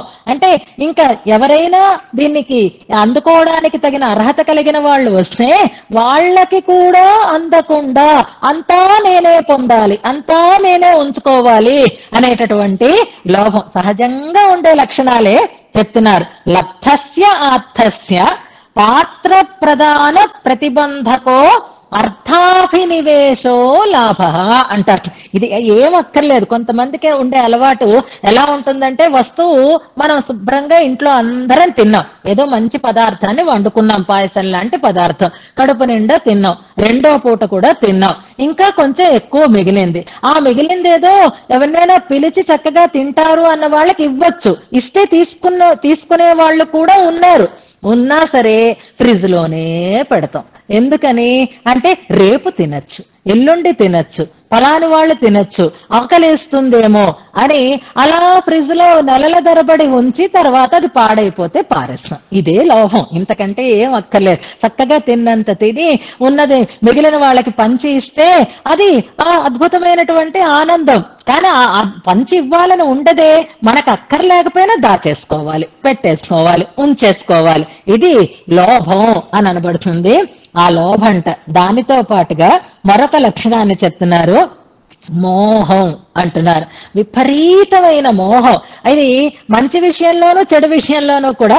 ఇక్కడ చెడు విషయంలో అని అనుకుంటే మోహం వివేక జ్ఞానాన్ని పోగొట్టేస్తుంది, అంతే కదా. ఒక వ్యక్తి మీద మనకు ఉండేటటువంటి అపారమైనటువంటి మోహం మనలో ఉండేటటువంటి విచక్షణ జ్ఞానాన్ని పోగొడుతుంది. ఆరింటిని చెప్పారు కూరత్తాళ్వాన్. వీటికి ఆజాన భూమి అహో అంటున్నారండి. అబ్బా, చాలా ఒళ్ళు నిజంగా గగురు పొడుస్తుంది. కూరత్తాళ్వానేనా చెప్తున్నారు ఇలాంటివి అని. ఆజాన భూమి అహో అంటే అవి పుట్టిన ఇల్లు నేను. ఆజాన భూమి అంటే జన్మస్థానం అని అర్థం అనమాట. ఇవన్నిటికీ జన్మస్థానంలో ఉన్నాను నేను, నాలోంచి పుట్టే ఇవన్నీ అంటున్నారు. ఎవరు? కూరత్తాళ్వాన్ అంటున్నారు. అహమత్ర భవే నిమజ్జన. అలాంటి గుణాలు కలిగిన నేను ఈ సంసారంలో మునిగిపోకేమవుతాను? మునిగిపోతూనే ఉన్నాను.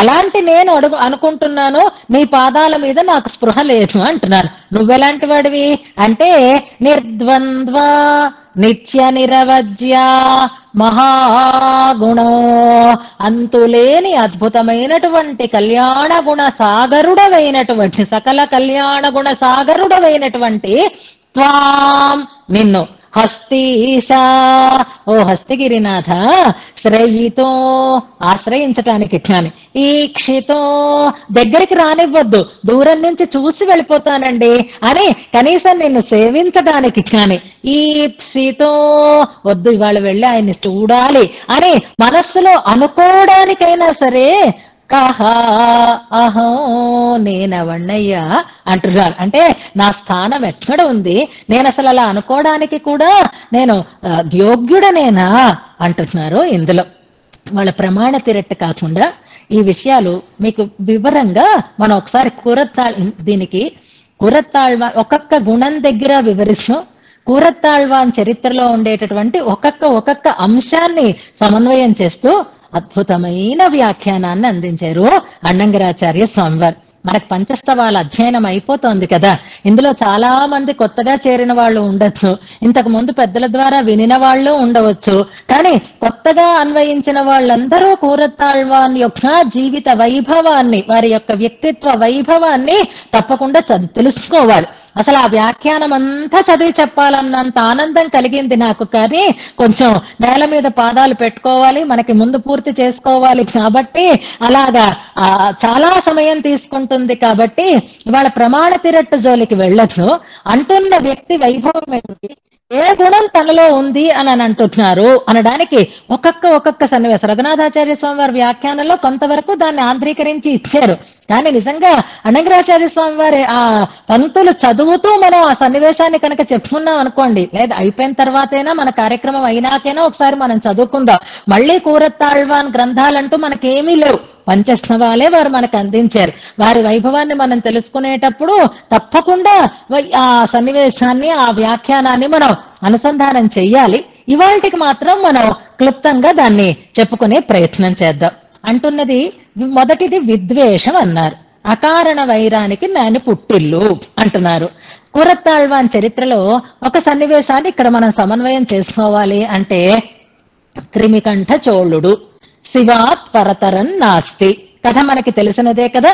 ఆ రోజులలో రాజుగారు వైష్ణవ ద్వేషి అయినటువంటి రాజుగారు ఉన్నారు. ఆయన తనకు ఉండేటటువంటి శివపారమ్యంతో అందరి చేత శివుడి కంటే పరదైవము మరొకడు లేడు అని రాయిస్తున్నాడు. అలా రాజుగారికి భయపడు, లేదా రాజుగారికి ఇచ్చేటటువంటి ఆ పురుష అర్థకామాలకి, లేదా ఏదో ఆయన కానుకలు ఇస్తాడు అని ఆశపడు అందరూ ఆ మాటని రాస్తున్నారు. అలా రాయిపించుకుంటున్నాడు, సంతోషపడుతున్నాడు ఆ రాజుగారు. కానీ ఆయనంటే ఇష్టమైనటువంటి ఒక ఆయనే నాలూరాన్ అన్నమాట. ఆయన ఎవరో కాదు, కూరత్తాళ్వాన్ శిష్యుడే. వేదం కూరత్తాళ్వాన్ దగ్గరనే నేర్చుకున్నాడు ఆయన, వైష్ణవుడే ఆయన కూడా. ఆ రాజుగారి పంచని చేరాడు. రాజుగారు ఏదో కొంచెం ఏవేవో కానుకలు ఇస్తూ ఉంటే ఆయన పక్షం ఉన్నాడు. వీళ్ళందరూ ఎందుకయ్యా, రామానుజుల వారు కనుక ఒప్పుకొని రాసిస్తే నీవు అన్నది నిజమవుతుంది, వీళ్ళందరూ రాసిచ్చినా ఒకటే, రాసివ్వకపోయినా ఒకటే అని ఓ పుల్ల వేశాడు ఆయన. అప్పుడు సరే తీసుకురండి రామానుజుల వారిని అన్నారు. ఆ తర్వాత ఏం జరిగిందో మనకి తెలుసు. తీసుకురావడానికి రాజుగారి సైనికులు వచ్చారు. రామానుజుల వారికి ప్రమాదం ఉంది అని గ్రహించారు. రామానుజుల వారి వేషం వేసుకుని కూరత్తాళ్వాని రాజుగారి సభకి వెళ్లారు. పెరియ నంబి గారు, అతలాయమ్మ గారు వెనకాతల వారితో కలిసి వెళ్లారు. ఈ కథ అంతా అక్కడి నుంచి మనకి తెలిసిన కథే. అక్కడ ఏం జరిగింది అంటే కళ్ళు తీసేశారు, కూరత్తాళ్వానే తీసేసుకున్నారు అంతే తప్ప శివపారమ్యాన్ని ఒప్పుకోలేదు వారు. ఎన్ని అనర్థాలు జరిగాయి ఆయన అహంకారంతో అంటే చెప్పక్కర్లేదు. కూరత్తాళ్వానికి కళ్ళు పోయినాయి, పెరేనంబి గారు పరమపదించారు, రామానుజుల వారు శ్రీరంగం నుంచి కనపడకుండా వెళ్ళిపోవలసినటువంటి స్థితి. ఇన్ని అనర్థాలు వచ్చాయి కదా. అలాంటి స్థితిలో కూరత్తాళ్వాన్ మనస్సు ఎలా ఉంది అంటే వారు రంగనాథుడి దగ్గరికి వచ్చి నాలూరాన్ని ఏమీ చెయ్యొద్దు అని ప్రార్థించారు. అప్పుడు కూడా ప్రార్థించినట్టుగా మనకు ఉంటుంది. నాలూరాన్ మంచిని గురించి ప్రార్థన చేశారు కూరత్తాళ్వాన్. ఇక ఈ వరదరాజస్తవం ఆవిర్భావం విషయంలో మనకు తెలిసిందే, ముందు చెప్పుకున్నాం కదా, నీలమేఘ నిభం అన్న చోట రండి మీ కళ్ళ కోసం ప్రార్థించండి అంటే వరదరాజు దగ్గర స్తోత్రాన్ని చెప్పి వరదరాజు ప్రసన్నుడై ఏం కోరుకుంటారు స్వామి అని అంటే, నాన్ పెద్ద పేరు నాలూరాన్ పెరవేణు అన్నారా లేదా? ఎవరు? కూరత్తాళ్వాన్ అన్నారా లేదా? ఎవరి గురించి అన్నారు? నాలూరాన్ గురించి అన్నారు. ఎవరా నాలూరాన్? ఎందుకన్నారు కూరత్తాళ్వాన్ అంటే ఆయన హృదయంలో ద్వేషం ఉందా? అంత అనర్థాలకి కారణమైనటువంటి ఆయనని గురించి మంచి కోరుకోవలసినటువంటి అవసరం ఏమొచ్చింది అంటే, ఇవాళ రోజుల్లో అయితే అంత ఓవర్ యాక్షన్ అండి అని తీసి పడేస్తున్నారు మనకి. కానీ అది ఓవర్ యాక్షన్ కాదు, అది సహజమైనటువంటి పరిశుద్ధమైనటువంటి ప్రేమ. ఎందుకుట అంటే, అయ్యో ఈయన అసహ్యాపచారం చేశాడు, ఈ అపచారానికి తప్పకుండా భగవంతుడు దండన విధిస్తాడు, అలాంటి దండనకి ఈయన లోను కాకుండా ఉండాలి, అందుకని నాకు భగవంతుడు అవకాశం ఇచ్చినప్పుడు ఆయనకి ఆ దండన పడకుండా చెయ్యాలనేటటువంటి ప్రేమే కనిపించింది తప్ప ద్వేషం ఎక్కడైనా కనిపించిందా? అది అకారణ ద్వేషం ఎక్కడుంది కూరత్తాళ్వాన్కి? అలాంటి కూరత్తాళ్వాన్ అంటున్నారు విద్వేష అంటున్నారు. అంటే మన కోసం చెప్తున్నారు. ఆయన మనస్సు అలాంటిదని కాదు, అకారణంగా కాదు సకారణంగానే ద్వేషించవలసినటువంటి కూరత్తాళ్వాన్ వాళ్ళ పట్ల ప్రేమ చూపించారు. ఆయన అంటున్న మాట విద్వేషం అని, దానికి నా మనస్సు మా పుట్టినిల్లు అంటున్నాను. ఇక మానం అన్న చోటికి వద్దాం. ఈ మానం అంటే ఏమనుకున్నాం? విద్య, అభిక్షణ, ధన, మదం, దానివల్ల కలిగినటువంటి అహంకారం అని అనుకున్నాం. ఎంబెరుమానార్లో భగవద్ రామానుజుల వారు కాలక్షేపం చెప్తున్నారు. తిరువాయుముషి కాలక్షేపం అవుతోంది, ఆ చివరికి వచ్చేసింది. సూష్విసుంబడి ముగిల్ అనేటటువంటి దశకాన్ని చెప్తున్నారు. అర్చరాది మార్గంలో ముక్త పురుషుడు ఎలా వెళతాడు, ఎలాంటి సత్కారాలు జరుగుతాయి అని. అప్పుడు ముడియుడైవానవర్ అనేటటువంటి ఆ పాశురం వచ్చింది. అక్కడ ఉండేటటువంటి ఆ నిత్యసూరులు ముక్తులు అందరూ కూడా ఎదురు వచ్చి ఈయనకి స్వాగతం చెప్పి ఈయన్ని తీసుకుని వెళతారు అని కాలక్షేపంలో ఉన్నటువంటి ఆ అంశాన్ని రామానుజుల వారు చెప్పారు. చెప్పేసరికల్లా కూరత్తాళ్వాన్కి ఒక భయం పట్టుకుంది. ఏమిటా భయం అంటే, ముందు ఎవరైతే ఆ పరమపదానికి వెళతారో తర్వాత వచ్చిన వాళ్ళకి వాళ్ళు స్వాగతం పలకాలి అని. అమ్మో, నేను కనుక ముందు వెళ్ళకపోతే నాకు రామానుజుల వారు స్వాగతం పలికే స్థితి వస్తుందేమో అని గురువు గారి కంటే తానే ముందు పరమపదానికి వెళ్ళాలి అని అనిపించింది. ఈ అపచారం నా వల్ల జరగకూడదు అని రంగనాథుడి దగ్గరికి వెళ్ళారు, ప్రార్థించారు. ప్రార్థిస్తే రంగనాథుడిని ప్రసన్నం చేసుకున్నారు. ముందర నీకేం కావాలి అని అడిగారు. అక్కడ అన్నంగరాచార్య స్వామి వారు బాగా రాస్తున్నారు. కూరత్తాళ్వాన్ రంగనాథుడి సన్నిధికి వెళ్ళారట. వెళ్తే రంగనాథుడిని స్తుతించారు. రంగనాథుడికి ఆనందం కలిగింది. ఆళ్వాన్ కోరుకోండి ఏం కావాలో అన్నట్టు. అంటే కూరత్తాళ్వాన్ అన్నారట, ఇంకేం కావాలి, అన్ని ఇచ్చావు కదా అన్నట్టు. అలా కాదు, ఇవాళ నాకెందుకో చాలా సంతోషంగా ఉంది, కూరత్తాళ్వాన్ అడగండి ఏదైనా అన్నారట. ఎందుకు స్వామి, నాకేం కావాలి కనుక అన్నారట కూరత్తాళ్వాన్. నువ్వు అడిగింది నేను ఇవ్వనని నీకేమైనా అనుమానంగా ఉందా అన్నట్టు. అబ్బే అదేం కాదు అంటారట కూరత్తాళ్వాన్. మరెందుకు? నేను నిజంగా చెప్తున్నాను, ఒట్టు పెట్టి చెప్తున్నాను, ఇదిగో దేవివార్ల మీద ఒట్టు, ఎంబెరుమానార్ మీద ఒట్టు అంటారట. ఎవరు? రంగనాథుడు. మీరేది అడిగితే అది నేను ఇస్తాను, నిజం ఒట్టు, ఇదిగో నా మహిషుల మీద ఒట్టు పెడుతున్నాను, మన రామానుజుల వారి మీద ఒట్టు పెడుతున్నాను అంటాడట స్వామి. అంటే అప్పుడు కూరత్తాళ్వాన్ అడుగుతారట, నేను రామానుజుల వారి కంటే ముందే పరమపదానికి వెళ్ళిపోవాలి అని కోరుకుంటాడట. ఒక్కసారి షాక్ అవుతాట రంగనాథుడు కూడా. ఇదేమిటి, ఈ కోరిక కోరుతారని అనుకోలేదు, మీరు నన్ను వదిలి వెళ్ళిపోతానంటారేమిటి అని రంగనాథుడు చిన్నబుచ్చుకున్నాట. మరి అందుకే కదా అడగనన్నాను అన్నారట కూరత్తాళ్వాన్. సరే, అన్నమాట తప్పేవాడని కాదు కదా, సరే నాకు కష్టమైనా నీకు సంతోషాన్ని కలిగిస్తాను అన్నట రంగనాథుడు. ఆ మాట తప్పకుండా కూరతాళ్వానికి ఆ వరాన్ని ఇచ్చేశాను. ఈలోగా రామానుజుల వారికి కూడా తెలిసిపోయింది. పరుగు పరుగున వచ్చారట. ఎంత పని చేశారు, ఎంత పని చేశారని. అటు రంగనాథుణ్ణి ఇటు కూరతాళ్వాన్ని. ఎక్కడికి వెళ్ళిపోతారండి కూరతాళ్వాన్ మీరు? నన్ను రంగనాథుణ్ణి వదిలేసి వెళ్ళిపోతారా? తొందరడిపడి వాళ్ళ పాశురాలు మీకు తెలియవా అంటూ రకరకాల ఇచ్చువైత విరయాన్ పోయి. చదువుకోలేదా? పాశురాలు రోజు చదువుతున్నాం కదా, అంత తొందరపాటు ఏమిటి? పోనీ అడిగినప్పుడు మా రామానుజులు నేను కలిసి వెళ్తాం అనేనా అడగలేకపోయారా అని రామానుజుల వారు చాలా బాధపడిపోయారట. బాధపడిపోయి ఎలా ఎలా మీరు లేకుండా నేను ఎలా ఉంటాను అని ఆ బుగ్గలు నిమిరి ఆ వీపు రాసి కళ్ళంట ధారలుగా నీళ్లు కారుస్తూ ఎంత పని చేశారే కూరతాళ్వాన్ అని చాలా బాధపడి, నేను కాలక్షేపానికి చెప్పానండి, అందులో ఉండే వ్యాఖ్యానం చెప్పానండి, నిజానికి అదేమీ కాదు, పరమపదంలో ఆ క్రమాన్ని పాటించక్కర్లేదు, మీరు అది ఒక్కటి పట్టుకుని మీరు ఇంత గొప్ప వరాన్ని కోరేశారే, ఇప్పుడు భగవంతుడి మాట వ్యర్థం కాకూడదు, నేను అడ్డకూడదు అని రామానుజుల వారు చాలా బాధపడ్డారు. ఆ రకంగా కూరతాళ్వాన్ రామానుజుల వారి కంటే ముందు వెళ్లారు. ఇది కోరడం ఎందుకని అంటే, నేను గొప్పవాణ్ణి అనే భావన లేకపోవడం వల్లే కదా, శేషత్వ పరాకాష్ట కదా ఇది. నా గురువు గారికి ఎక్కడున్నా నేనే సేవ చెయ్యాలి అనేటటువంటి శేషత్వమే ఉంది, కానీ మానం ఎక్కడుంది వారిలో, అహంకారం ఎక్కడుంది వారిలో? కనుక ఆ అహంకారం లేదు, కానీ మానం అని అంటున్నారు కూరతాళ్వాన్ ఇందులో అని అంటారు. ఇక మదం. మదం అంటే చెప్పుకున్నాం కదా, భగవంతుడు ఇచ్చినటువంటి ఆ ఐశ్వర్యాన్ని వల్ల కలిగినటువంటి ఒక విర్రవీగడం లాంటి స్థితి అన్నమాట.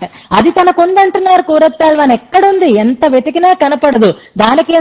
దానికేం సన్నివేశం మనం చెప్పుకోవచ్చు అని అంటే, కూరతాళ్వాన్ ఇల్లు ఒక కుబేర భవనం అని చెప్పచ్చు, ఒక దేవేంద్ర భవనం అని చెప్పచ్చు. వెళ్ళి మనం చూస్తున్నాం కదా కూరంలో. ఇప్పుడు ఆ కూరతాళ్వాన్ తిరుమాళిగే అక్కడ ఆలయంగా ఉంది. ఇప్పుడు అది దేవేంద్ర భవనం కాకపోవచ్చు, కానీ అప్పుడు ఆయన అంత గొప్ప సంపద కలిగినటువంటి వారు. ఇది కూడా మీరు విని ఉంటారు, కొత్తగా ఉన్న పిల్లలకి తెలియడం కోసం మళ్ళీ నేను అంటున్నాను. అక్కడ నిరంతరం తదీయారాధన, భాగవత గోష్ఠి అన్నీ జరుగుతూ ఉండేవి. ఆ కూరతాళ్వాన్ ఇల్లు కంచికి దగ్గరలోనే ఉండేది కాబట్టి తలుపులు ఉదయం తీసేరు అంటే మళ్ళీ ఎప్పుడు మూస్తారు అంటే, ఆ కంచి వరదరాజుని ఆలయ ద్వారాలు మూసుకున్న తర్వాతే వీరి ఇంటి ముఖద్వారం కూడా మూస్తూ ఉండేవారు. అద్భుతమైనటువంటి బంగారు వాకిలి అది. అలా టైం కరెక్ట్ గా తెలిసేదనమాట. ఆరాధన అయిపోయి ఉంటుంది, ఆలయం మూసేసి ఉంటారు అనుకొని ఇక్కడ మూసేస్తూ ఉండేవారు. ఒకరోజు కంచి వరదరాజు ఆలయంలో ఆరాధన లేట్ అయింది, రాత్రి ఆరాధన, అది కూడాను ఏది కారణం వల్ల లేట్ అయింది. అది లేట్ అయింది, అక్కడ ఆరాధన జరుగుతోందని తెలియలేదు. ఈ పని వాళ్ళకి రోజు ఒక టైంకి క్లోజ్ చేయడం అలవాటు కదా, ఈ టైంకి అది అయిపోతుంది అని అనుకుని ఈ కూరతాళ్వాన్ ఇంటి తలుపులని మూసేశారట. ఇక్కడ మూసారు, ఇది జరిగింది. కానీ అక్కడ వరదరాజు పాప ఇంకా ఆరాధనని స్వీకరిస్తున్నాడు కదా, పడుకోలేదు, ఆయన అలర్ట్ గానే ఉన్నాడు. ఆ చప్పుడు వినిపింది, తలుపుల గంటల చప్పుడు వినిపించింది. ఎక్కడి వరకు అంటే ఆ వరదరాజ స్వామి సన్నిధి వరకు వినిపించింది అనమాట. పక్కనే తిరుక్కచ్చి నంబి గారు ఉన్నారట. తిరుక్కచ్చి నంబి గారు రాత్రి ఆలవట్ట కైంకర్యం కదా, అందుకని సిద్ధంగా ఉన్నారు. ఆ ఆరాధన అయిపోయి శయన సమర్పణం అయిన తర్వాత చేస్తున్నారనమాట. అప్పుడు వీళ్ళిద్దరూ మాట్లాడుకుంటూ ఉండేవారు కదా, వరదరాజు తిరుక్కచ్చి నంబి గారు. వాళ్ళకి సంభాషణ అలవాటు కదా. అప్పుడు నంబి, ఏమిటండి ఇంకా ఆరాధన అవుతూ ఉంటే మన ఆలయం మూసేస్తున్నారు అన్నాడట వరదరాజు. అంటే మన ఆలయం కాదు స్వామి, కూరతాళ్వాన్ తిరుమాళిగని మూసేరు అన్నారట కంచి తిరుక్కచ్చి నంబిగారు. అన్నారట వరదరాజు. అది మన ఆలయ తలుపుల ధ్వని అని నన్ను మోహింపచేసి, కూరతాళ్వాన్ ఇంత వైభవం కలిగిన వారా అని సంతోషపడ్డాట వరదరాజు. కానీ ఆ రాత్రి వాళ్ళు మాట్లాడుకున్న మాటలు కూరతాళ్వానికి తెలిసిపోయాయి మర్నాడు. వాళ్ళిద్దరి మధ్య ఎవరో చెప్పుంటారు, ఇలా వాళ్ళిద్దరూ మాట్లాడుకున్నారని. లే తిరుక్కచ్చి నంబి గారు చెప్పారో, ఎలా తెలిసిందో తెలియదు. వరదరాజుని కూడా మోహింపచేసే అంత ఇది పేరు తాయార్లని అని అంటారు, రకరకాలుగా ఉంది. మనకి అనంగరాచార్య స్వామి వారు చెప్పింది ఇది.